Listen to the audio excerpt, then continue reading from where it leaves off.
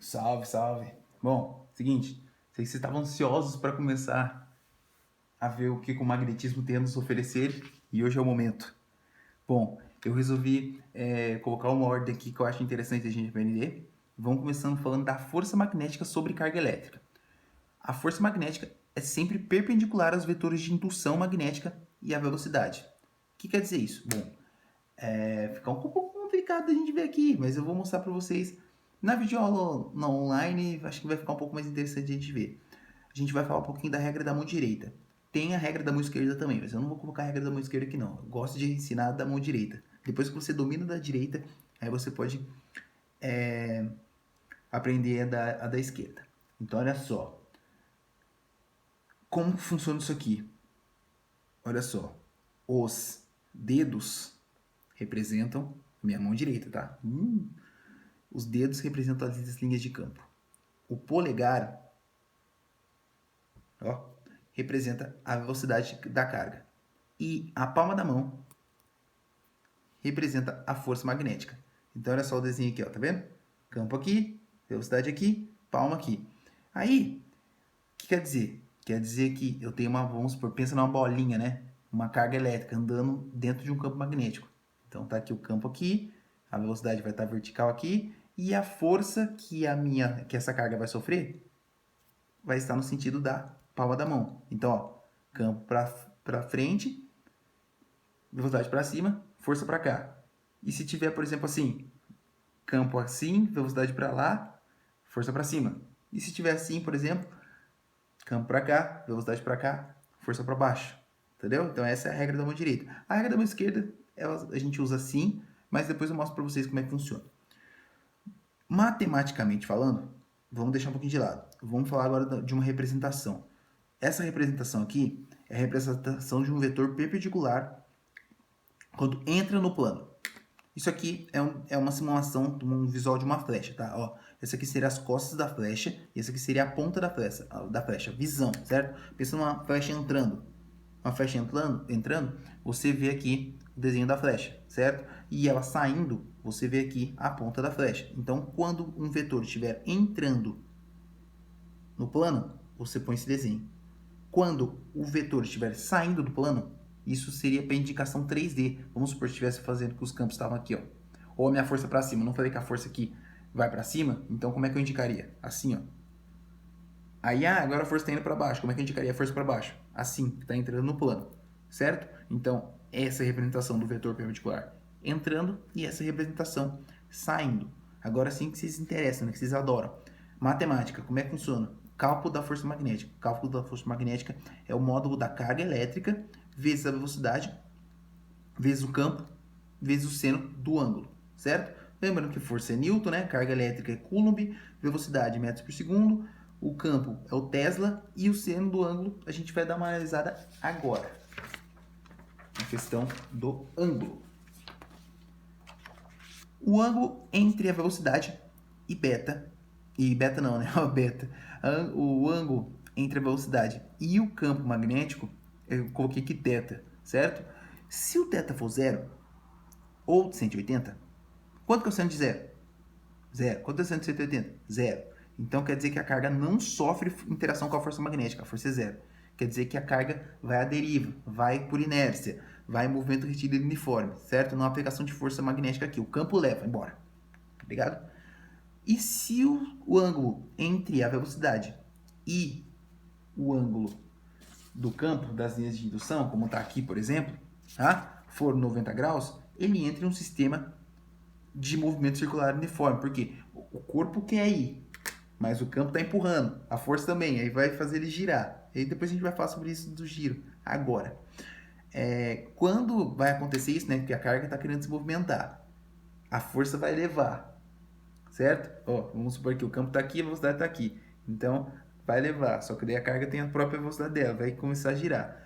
E nessa, quer dizer que a força, agora como o corpo vai entrar em movimento circular, a força resultante vai ser uma força centrípeta, certo? Então a força magnética, que é QVB seno θ, vai se equiparar à força centrípeta. E a gente faz toda a parte matemática que é algébrica, né? Seno de 91, a velocidade aqui vai simplificar com esse ao quadrado daqui, e vai dar uma outra fórmula. do raio da trajetória, esse caminho que a minha carga vai sofrer aqui dentro, que é raio igual a mv sobre Q vezes B. B, lembrando que é campo magnético, que a gente vai calcular o campo magnético para frente. Preferi deixar o cálculo do campo para frente. Essa aqui é a fórmula do Habib Mivionkibi. É fácil de decorar essa aqui. Horrível essa, né? Mas suave. E aí, agora entra só na parte algébrica. Aí ele vai fazer o quê? Vai tentar fazer todos os links. No primeiro ano você teve lá as questões de movimento circular, que eu tinha velocidade no movimento circular, eu tinha período, eu tinha frequência. Então ele faz todos esses links matemáticos, certo? E aí, por exemplo, aqui, ó, velocidade, né, do movimento circular é o comprimento da circunferência pelo tempo. E esse tempo é chamado de período, né, que é o tempo que eu demoro para completar uma volta. E aí eu faço toda essa interação matemática aqui, né, algébrica, e aí, lembrando que esse raio é o raio da trajetória, então eu aplico esta fórmula aqui. E aí eu tenho a fórmula do período, que é 2πm sobre QB. Lembrando que o período é o inverso da frequência. Então, se eu tenho período, eu tenho frequência. Eu só inverter um pelo outro, tá vendo? Aqui era 2πm sobre QB. Como a frequência é a inversa do período, vai ficar QB sobre 2πm, certo? Lembrando que frequência é em Hz, período é em segundo. Aqui é mais algébrico, mais matemático. A parte física foi anteriormente.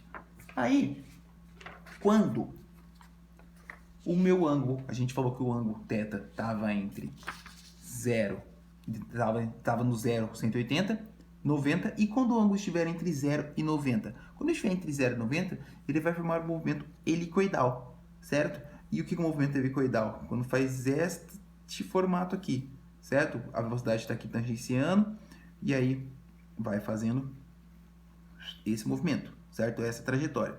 E aí, o que eu posso usar aqui de fórmula? Isso aqui, raramente esse exercício aparece, mas como vai mostrar, provavelmente lá na apostila deve ter algum, que seria o passo da hélice, que seria essa distância entre uma órbita e outra, certo? Entre um ciclo e outro aqui. E aí, fazendo, a gente teria que projetar, eu resolvi não mostrar isso aqui para vocês, porque não é interessante, porque esse tipo de dedução não aparece.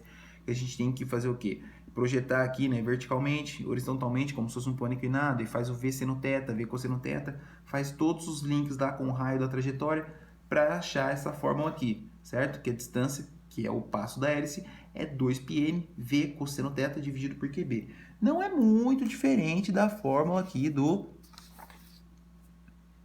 Ó, se a gente for ver, do período. Então, vai ficar suave de você decorar essa aqui. Quase nunca aparece, mas esse aqui é bom de decorar. Aí, o que agora a gente pode falar mais? Eu posso falar agora, deixa eu ver, da força magnética sobre a corrente elétrica. Bom, a gente falou sobre a carga elétrica, agora a gente vai falar sobre a corrente. Lembrando, né? Agora a gente faz o link. Ó, lembra que eu falei que ia ter o link de corrente, né? Da parte elétrica com a parte de magnetismo? Então, olha só. Corrente elétrica não é a quantidade de carga sobre o tempo, certo? E eu posso fazer uma brincadeirinha aqui, né? Ó, tá dividindo, passa multiplicando. E carga elétrica é I vezes a variação de tempo. Por quê? Porque na fórmula padrão, né, de força magnética, não é QVB seno θ? O que era a velocidade mesmo? ΔS sobre ΔT. E a gente vai fazer essa substituição. Ó. Essa carga elétrica vai virar I vezes T, certo? E o V ΔS sobre ΔT. Eu posso cortar esse T com esse T e vai ficar o quê? I ΔS B seno θ, certo? Esse ΔS é o comprimento do fio, ou a distância que está percorrendo uma corrente elétrica. A gente sabe que a corrente elétrica percorre num fio condutor. Então, a gente troca o ΔS por L, certo? Então, eu posso calcular que a força magnética num fio submetido de corrente é o Bill seno θ. Então, por uma carga elétrica, é o QVB seno θ. E num fio, é o Bill seno θ. Fio, Bill. Entendeu? Fica fácil. Maravilha? E aí, agora a gente vai largar um pouquinho da força, como eu falei, que eu ia deixar para o final, o cálculo separado do campo. Porque normalmente eu não calculo só o campo, porque toda vez que há o campo, normalmente é a presença da força. Então eu preferi dar preferência, né, a força magnética primeiro, para depois os cálculos de campo, porque esses assim, só na faculdade que a gente consegue definir isso aqui, com cálculo, integral, derivado e tudo mais. Então isso aqui é decoreba, não tem que fazer, você vai ter que decorar. Então vamos lá. Campo magnético gerado por um fio reto. Aqui, vamos lá, aqui é interessante a gente ver a regra da mão direita. Tá vendo o fio aqui? certo? O polegar significa o sentido da corrente. E os dedos, o campo. Então, quando eu estiver passando a minha corrente dentro de um fio, a geração de campo magnético ocorre nesse sentido, certo? Por isso que a gente usa a regra da mão direita. Então, quando você estiver fazendo vestibular, algum teste, que você vê um louco assim, fazendo isso aqui, ou fazendo isso aqui com a mão, biruta, fazendo assim para lá, ele está fazendo alguma questão de magnetismo, certo? Então, você já pode saber que tem magnetismo na prova. Então, tá vendo aqui, ó? Entra aqui com a corrente, gira aqui. Olha só o sentido, né? Aqui o campo está entrando, ó, bem interessante. E aqui o campo está saindo, ó. Tá vendo? Ó? Esse aqui é o fio. Tá aqui, o campo aqui está entrando e aqui está saindo. Esse é o caminho, essa é a trajetória que o meu campo faz num fio condutor.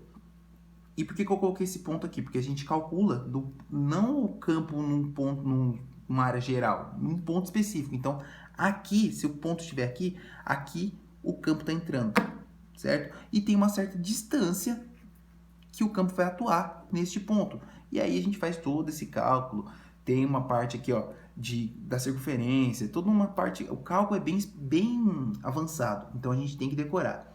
O campo magnético, então, gerado por um fio reto é μ vezes I dividido por 2πr. Então, aqui fácil de decorar, porque, ó, lembra que gira, né? Então, gira, dá uma circunferência. Então, a distância 2πr, que é a trajetória do campo. O R aqui é a distância do fio ao ponto, como se fosse o raio da circunferência, tá ligado? Então, pensa nisso que fica mais fácil de decorar. O μ é a constante, né, de permeabilidade magnética, certo? Lá na elétrica, quando vocês estavam vendo no comecinho lá de força elétrica, não tinha a constante de permeabilidade elétrica, essa aqui é de permeabilidade magnética. Quando você estuda a física avançada na faculdade, você vai ver que elas têm links, mas isso aí pode deixar para frente. Matematicamente falando, você tem que decorar isso aqui. Lembra lá que a constante, que era constante, não era constante, é que sim, lá na força elétrica tinha a constante K, né, que era 9 vezes 10 na nona, e essa constante tinha uma constante de permeabilidade lá dentro, só que era dividido por 4πr e tal, por causa da esfera, do comprimento radial, assim. Eu vou deixar isso aí tudo de fora, porque vocês não precisam saber isso. Só na faculdade você aprende isso. Você não vai precisar saber disso aqui. O que você tem que aparentemente decorar é que tem esse valor aqui. Normalmente ele dá porque o cara não vai ser tão ruim de não dar esse valor para você. Mas de qualquer forma, quer tirar 10? Decora que é 4π vezes 10 a sétima, vezes 10 menos 7, tá? E isso num fio. Agora, vamos lá, gerar um campo magnético numa espira. O que é uma espira? Espira é um fio condutor numa forma de circunferência. Eu faço um fio no formato circular, certo? Aqui o fio era reto. Agora eu pego esse fio e gero um formato circular aqui. Aí se a gente for ver, a gente vai pegar a regra da mão direita aqui também. Tá vendo? Que a corrente vai entrar aqui, então o polegar vai entrar aqui, vai gerar essas resultantes aqui dentro. Tá vendo que na região interna da espira, todos os campos estão saindo e na região de fora vai estar entrando, ó. Certo? Ó, essa distância no centro é o raio, tá? Beleza. E aqui nesse sentido, ó, aqui a minha corrente está para baixo. Vou usar isso aqui do lado para cima, tá vendo que tá todos entrando? Se eu pegar, você com a sua mão você vai conseguir enxergar. Mas, ó, tá vendo? Tá tudo entrando. Qual é o cálculo? Na espira é o μ vezes I dividido por 2R, tá? Perde o π, mas é fórmula, assim, essa é a definição de faculdade, então você tem que decorar, não tem que fazer. E tem o campo magnético gerado por uma bobina cilíndrica.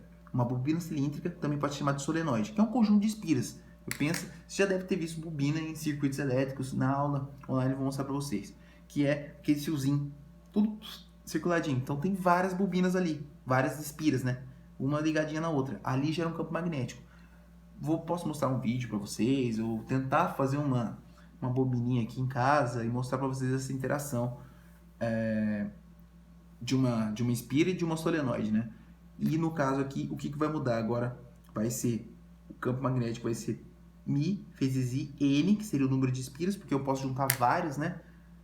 Uma em cima da outra, uma grudada na outra, e o comprimento delas. Vou fazer essa relação, né, de proporção. Vamos supor, eu tenho 10 espiras num certo comprimento, que é o L. Então, assim, depois que a gente terminar todo esse conteúdo, o que vai acontecer? Eu vou deixar um formulário bonitinho para vocês e você vai colocar lá, bom, o campo magnético gerado num fio reto é o μ vezes I dividido por 2πr. O campo magnético gerado por uma espira é μ vezes I dividido por 2r. O campo magnético gerado numa solenoide é μ vezes I N dividido por L. Você viu que é tudo meio que parecido? Então, é meio ingrato. Por isso que eu quis deixar pro final, porque não vai ter que decorar. Não tem que fazer. Não vai dar, você que lute. Então, é treino, cálculo, fé, foco, e é isso. E gritaria, vambora. Então, é isso. Na online a gente vai conversar, vou dar uns exemplos, vou tentar mostrar, tentar conversar mais com vocês. Vamos ver como é que a gente explora essa parte de magnetismo junto com a eletricidade. Maravilha?